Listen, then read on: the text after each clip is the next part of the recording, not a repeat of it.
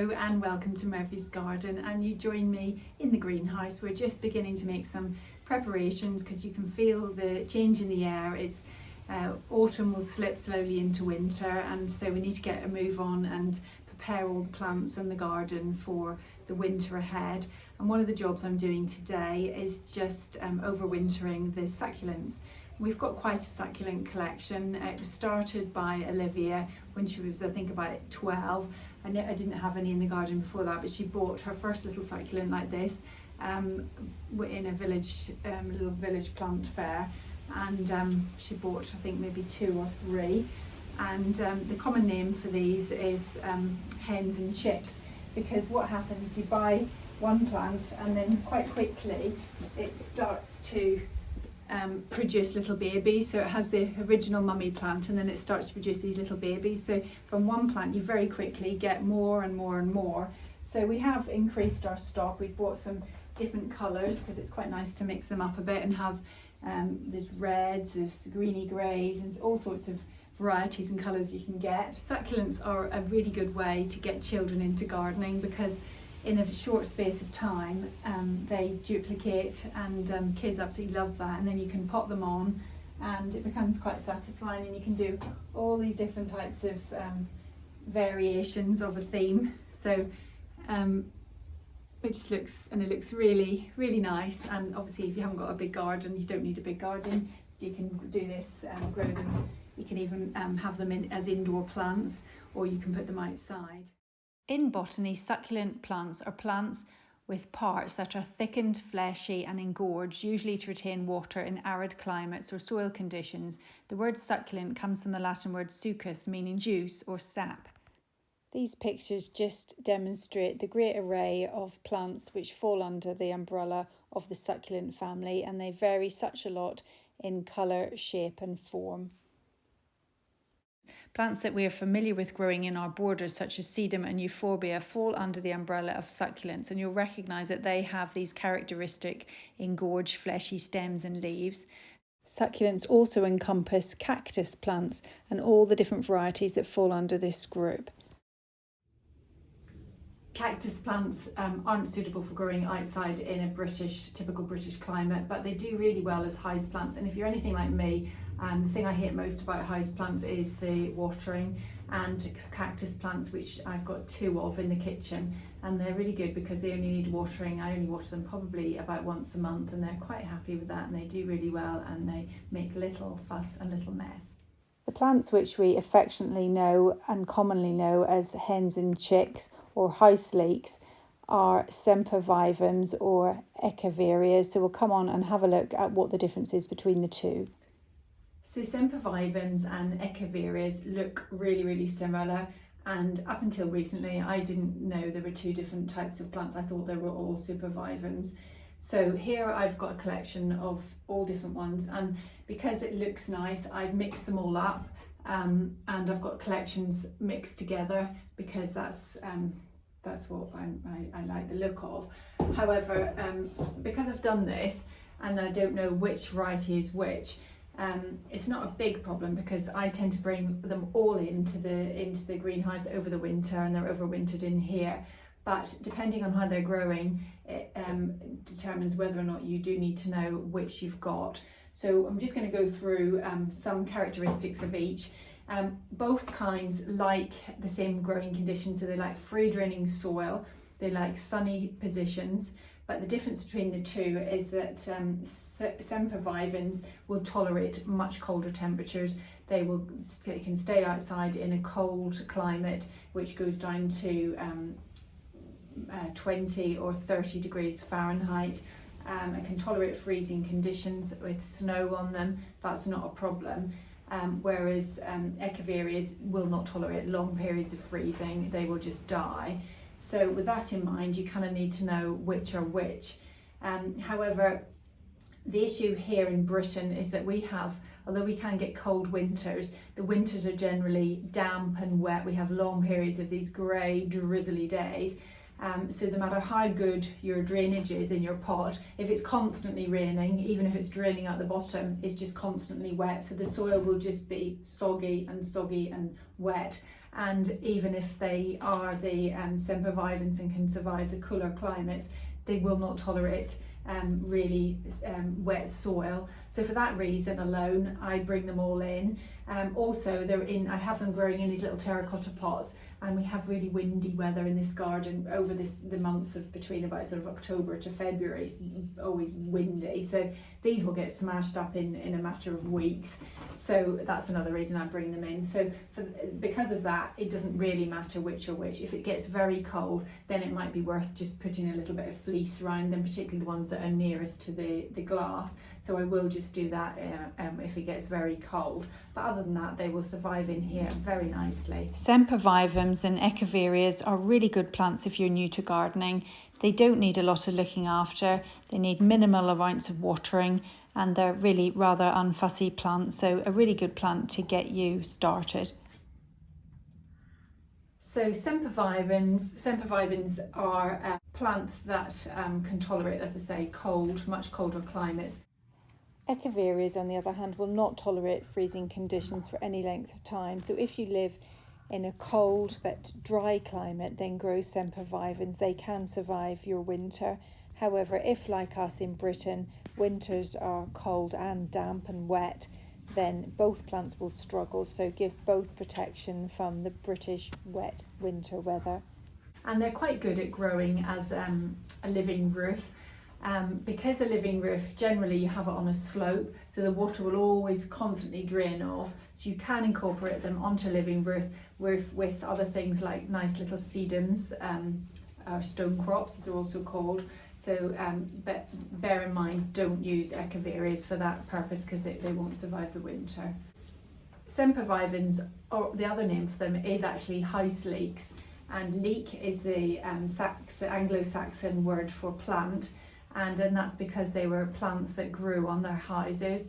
And one of the reasons why they grew them on their roofs or on their houses in little crevices and things is because they were thought to ward off lightning strikes. Obviously lightning was a bit of an unknown phenomenon what it was, and they thought that if they grew these on their roofs it would ward it off. And perhaps because they are filled with these they're filled with fluid, so maybe that was the strike of the fires, it would maybe help dampen the flames and stop the house from burning down. That might be the reason. The other thing with both Sempervivums and Echeverias is that if you take a little rosette, so I'll just pull one off here,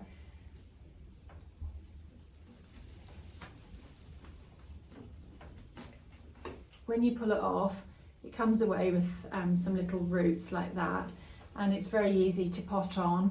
But the other thing that's interesting, when you take if you take cuttings from a plant, people say put it in a plastic bag to hold on to the moisture because it will very quickly die. But with these, if somebody gave you one of these, you've probably got about a week to pot it on because it will survive really well. If I just leave it in here on the side like that, it would survive like that for about a week because it's got its own supply of water in its leaves. So really, that's a good little tip. So if you're at somebody's house and they've got some, say, oh, could I have one of those? You can take it and put it in your pocket and just look after it, but bring it home, and as long as you pot it on within a week, it should survive. Some of the Sempervivums have these little kind of looks like cobwebs over the leaves. It's actually the cilia, the little hairs on top of the plant. So that's one way of identifying Sempervivums. And with the Echeverias, lift off a leaf, you'll see that it's got this kind of waxy or sort of powdery look. And if you put your finger on it, it will actually leave an imprint. If you can just see there. So it will leave a little imprint of your finger mark on there, and that's this waxy powdery look. And this prevents it from getting too much water. It's like a repellent coating over the leaf, and it also acts as a sun protector. So in this case, these are Echeverias because they don't have that on the Sempervivum. The other difference between the two succulents is that the Sempervivums, when they flower, they have this open flower structure, and once the flower dies, the mother plant will also die too. Before it dies, it will have produced little babies, so it's not too much of a problem.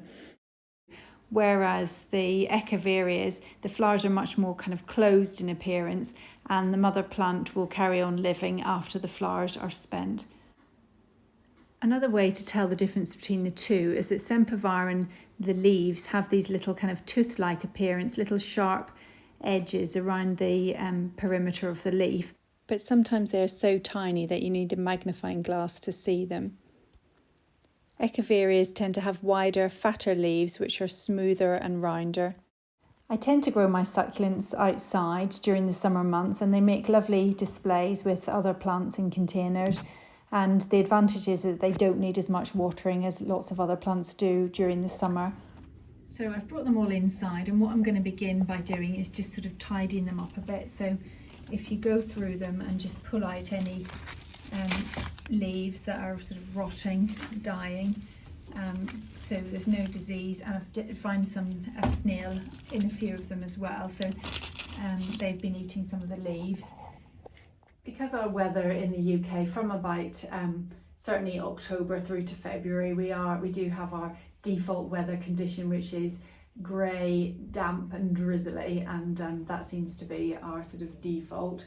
So it's already started, it's like that today. So because of that, I do tend to try and bring them in September. So I brought all the ones in the little pots I brought in September. However, the bigger pot, which is a bit heavier, and I just didn't quite get around to it, I've only just brought that in yesterday. And you can see even in that month, and we have had a wet month this last month, in that period they have started to rot off. So we'll have a look at that in a minute as well. So this is the one that was in the big pot, and you can see that, yeah, it's really starting to rot. And this is what will happen if you leave them all outside. The soil's damp and wet and not really very nice. So we'll just take off all the outer leaves, trying to produce little babies there. They can be potted on as well. So yeah, we'll just save that one before it completely dies.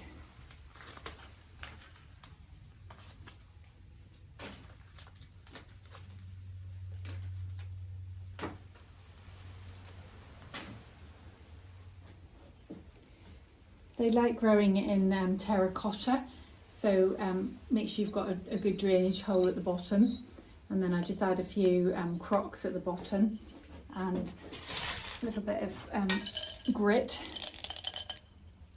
and then some soil mixed with some grit. So I'll just pot up one. I've got some that need breaking off, so I'll just do that now. So before planting, I've just mixed some compost with some grit, and then all you do is break off any of the little succulents that you want to pot on. So like this one, starting to go a bit too big, so you just, oh my goodness, that's a big one. So I pulled it, and it's come away with lots of root, and it's a very long root actually. And then all you do is just put it in the pot. So as well as terracotta pots, you can use all sorts of containers to display your succulents, from sinks to little troughs. They really suit very shallow containers, but really just let your imagination go wild and find innovative ways of displaying your succulents. And there's lots of different options to choose from. I'm just making my way through all the pots and just removing any dead leaves, and I'll pull out any little rosettes that need to be repotted on. So here's a nice little one. This is one with just some small roots. If you do have a very long root like the last one, then just cut it down. This one's just got small, tiny little roots, and in that case you just make a little hole with a dibber and then just set it on top, and they'll soon make their way down. And the other one you can trim off. You can just cut it off with some secateurs to the length that you want, and they will always find their own way and put some new roots down. So I hope you've enjoyed that video, and I hope it's cleared up. It certainly has for me. What's the difference between the succulents and the groups Sempervivum and Echeverias? I didn't know. I personally didn't know, so I've learned a lot. And Sempervivum means always living. So they're a really good plant if you're not great with plants and you have a habit of killing them. It's one that is quite indestructive as long as you don't let it get all soggy, the soil soggy. Just give it low fertile and free draining soil, and don't look after it, don't fuss it too much, don't water it too much, and you'll be able to enjoy lovely collections for years to come. Thank you very much for watching, and join us again in the next video. Bye for now. If any of you are wondering where Murphy is, he's in here and he's made a little friend.